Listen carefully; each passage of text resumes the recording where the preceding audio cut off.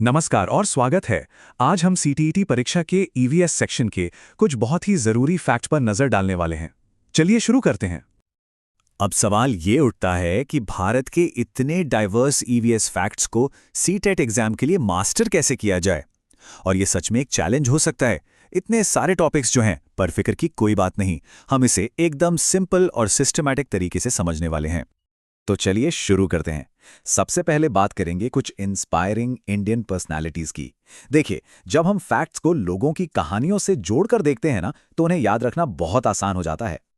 और इस लिस्ट में हमारा पहला नाम है कर्णम मल्लेश्वरी का। ये आंध्र प्रदेश से हैं और वेट लिफ्टिंग की दुनिया में एक बहुत बड़ा जाना माना नाम है। अच्छा, अब जरा इस स्लाइड पर गौर कीजिए। ये उनकी पूरी जर्नी को एक नज़र में दिखाता है।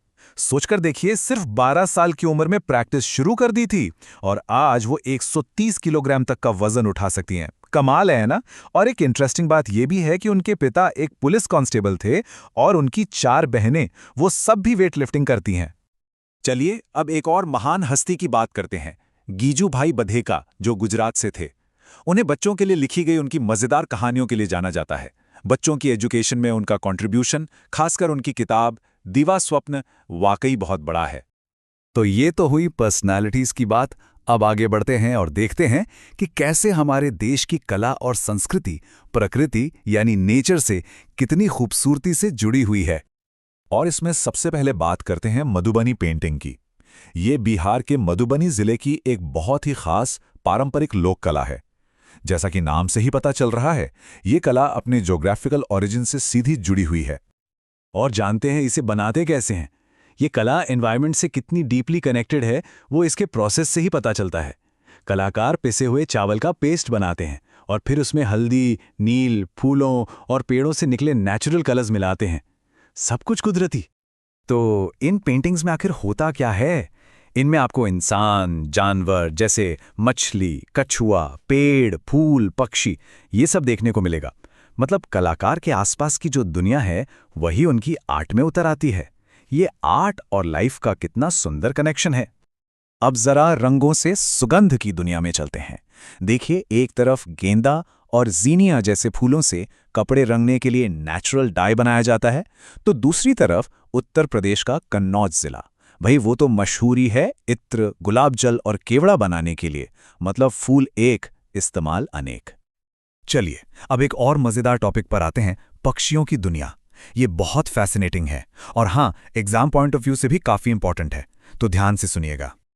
यहां 2 घोंसलों की कहानी है और दोनों बिल्कुल अलग हैं।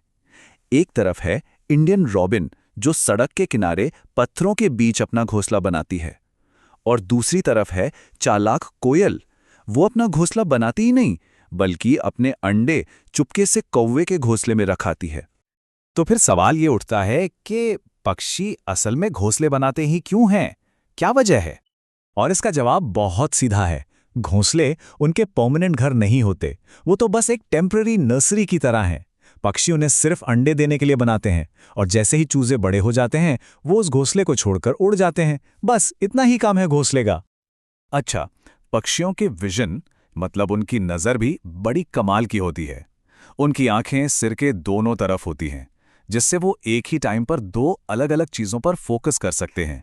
लेकिन एक मज़ेदार बात यह है कि उनकी आंखों की पुतलियां यानी प्यूपिल्स हिल नहीं सकती, इसीलिए तो उन्हें इधर-उधर देखने के लिए अपनी पूरी गर्दन घुमानी पड़ती है। तो अब आते हैं हमारे आखिरी सेक्शन पर। अभी तक हमने जो भी सीखा है, उसे अब भारत के नक्शे पर रखकर देखेंगे। इससे क्या होगा?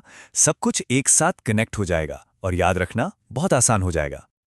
ये टेबल देखिए, ये एक परफेक्ट रिकैप है। मधुबनी कहाँ है? बिहार में। फूलों की घाटी उत्तराखंड में। इत्र की राजधानी कन्नौज उत्तर प्रदेश में। गिजुभाई बधेका का घर गुजरात और कर्णम मल्लेश्वरी आंध्र प्रदेश। देखा कैसे हर चीज, हर पर्सनैलिटी भारत की एक खास जगह से जुड़ी है। और आखिर में एक सवाल, सिर्फ रटने से आगे बढ़कर क्या कभी ये सोचा है कि ये सारी अनोखी कल्चरल और नेचुरल बातें मिलकर भारत की इतनी डाइवर्स और खूबसूरत पहचान कैसे बनाती हैं? सोचने वाली बात है ना?